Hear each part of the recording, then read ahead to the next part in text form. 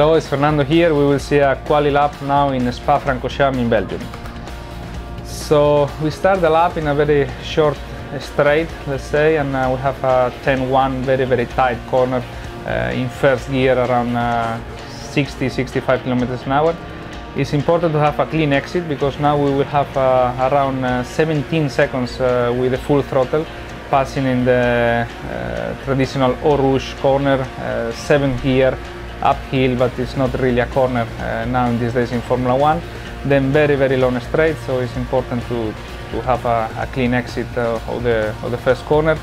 And after so long period of full throttle, arrive the first combination of corners, right, left, right, in third gear, not too slow, around 160 kilometers an hour.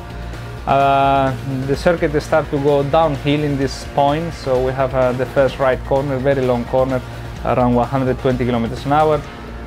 Quickly after a left corner in fourth gear, very fast. We keep going downhill in the circuit, so very easy to reach a high speed.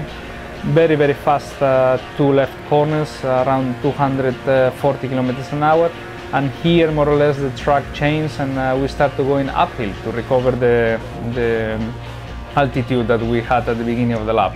So we have a combination of high-speed chicanes, again in fourth gear all the time, in a combination of corners in 160-170 kilometers an hour. And we arrive to the second longest straight of the circuit, going to the bus stop chicane.